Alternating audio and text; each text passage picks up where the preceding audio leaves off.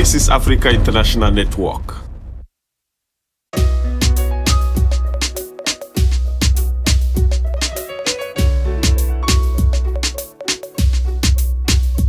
I'm here with Cecilia Gärding. I am not sure about the pronunciation of the name. Yes, she's a woman of many hearts, and she's what I know best is that she is the CEO of the African Diaspora Institute. So, Cecilia, I would like to ask you about your impressions of the day. Oh, it has been an honor to talk to all the ambassadors and the invited guests tonight. For me personally, it's very important to be here as my mother just passed away, and I feel her spirit with me tonight. And I wanted to address how it is to grow up in Sweden and also have roots in Africa. So I think I hope I got my point across tonight. Yeah, you certainly did. I would like to extend our condolences to you and your family for the loss. But I would like you to tell us a little bit more about yourself, who you are, and what you've been doing. You seem to have so many things going on. So please just tell us some of your major projects the last few years.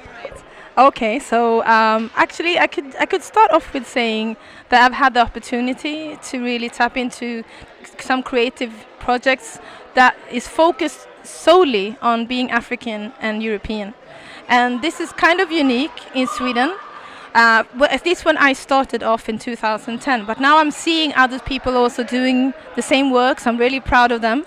So the work I've done is that I've done a book about being African and Swedish that came out 2010, and it's the first book that at least doubled the amount of African diaspora authors in Sweden with only one book, which says a lot about who gets to be an author, who gets to be read in Sweden. And after that, I made a hip-hop opera that is called Folkoperan Remix. The basic of this opera is the fact that Sweden had slave trade. And when I found this out, I would call myself an educated woman, but this was not a part of my education at the university level. And we are neglecting our responsibility to the future generations if we don't talk about the colonial past of this country. So this is why I try to use culture to address that Sweden had slave trade, and if we don't teach young people the truth, we are not giving them the right tools for the future. So after the opera, what actually happened is we only had one show, and we had a full audience, but we didn't get any other options to perform again. So I applied for money to make a movie. So it actually, I believe when God closes a door, He always opens a window. And when He opened that window, I found my true calling, and that is movies. And so I made a movie called We Are Like Oranges, which you have there. So it looks like that. And together, I should say, with 100 people. So this is not solely my work. I did this together with an amazing crew, and I tried to join Swedish actors together with African actors to discuss and debate what happened during the slave trade. And I think I actually managed to join forces between all different types of colors, saying this was wrong. Yeah, okay. So this was the first film to depict a young African Swedish man as the hero without being vilified and sexualized in Swedish film history. But what I do today full time is that I am the CEO of the African Diaspora Institute. And the reason why we created this institute is because I was one of the reference people for the Afrophobia report that came out 2014.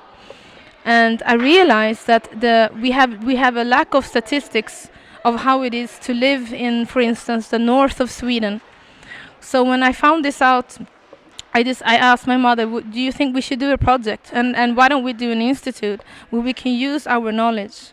As my mother was also very involved in the AU global diaspora issues, and she inspired me also. So I am the ambassador right now for the African Diaspora Youth Network in Sweden, and I have been for a few years. So I thought, why let's do an institute, because we know the declarations. We want to tell them, disseminate them out to the African Swedish community, so they can use them for their benefit. And my passion is entrepreneurship.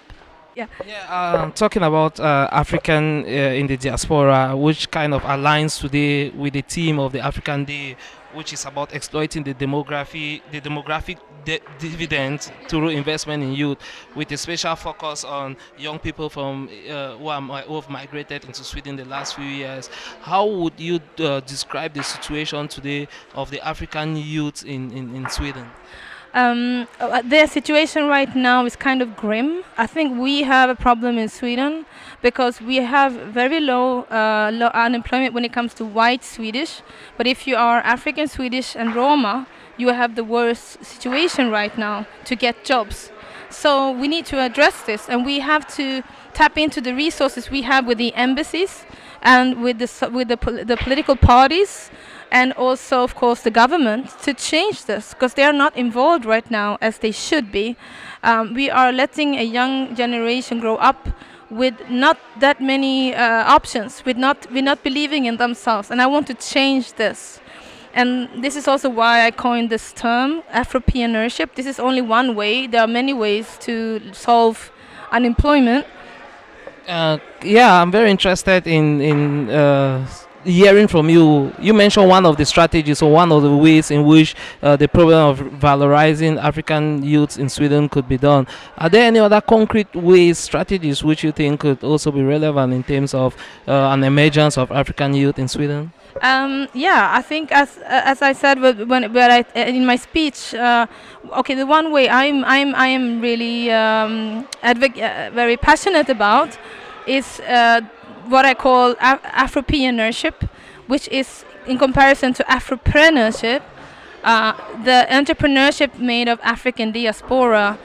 It's already happening. It's not like I'm coining something in the future. I'm talking about something that's already happening now.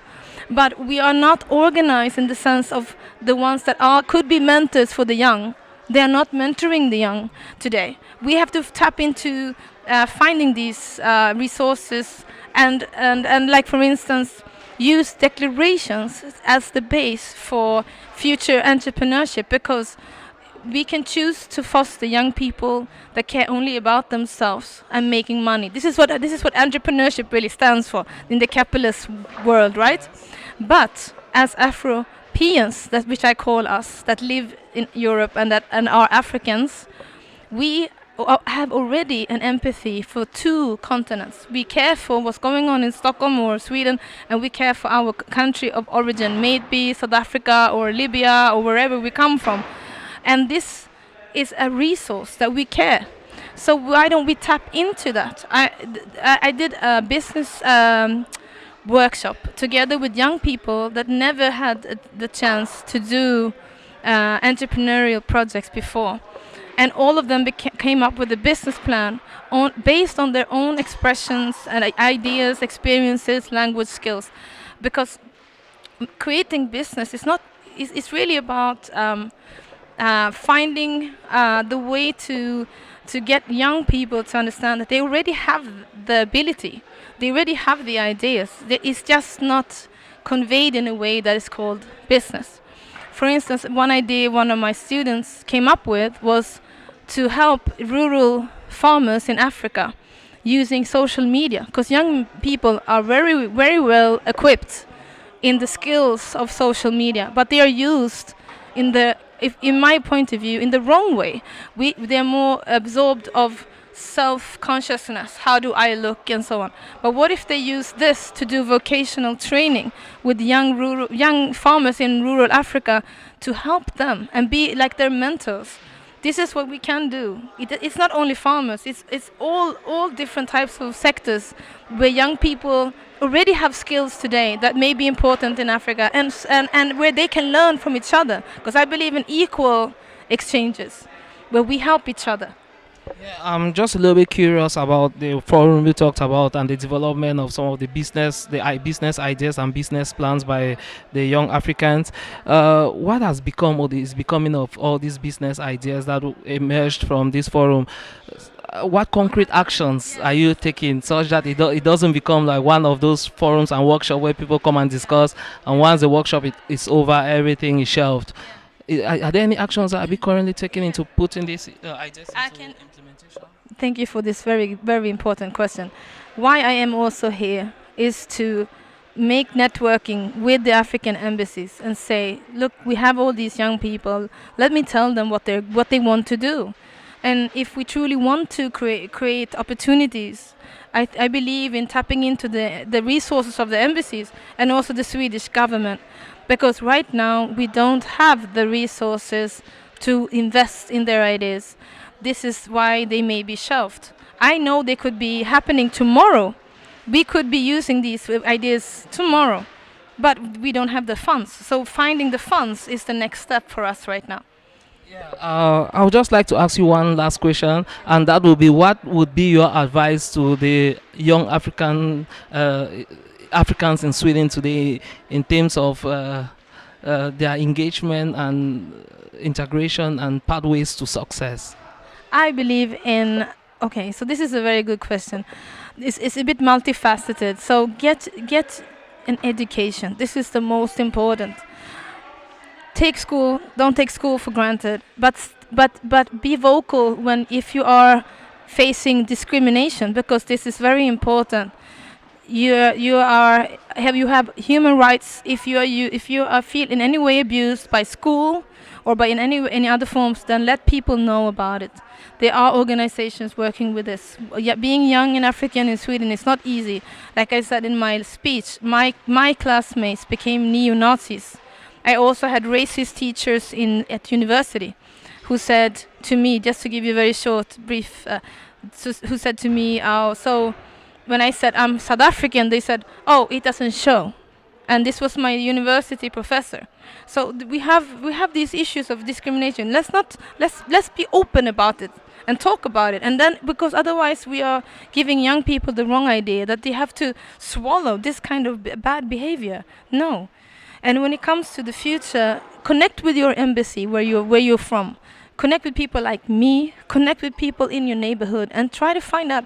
Use your potential, and also read the declarations for the African diaspora youth by the AU and the Tripoli Declaration that was written 2007. That was the base for this business workshop, and find out your rights. This is what I would love to see.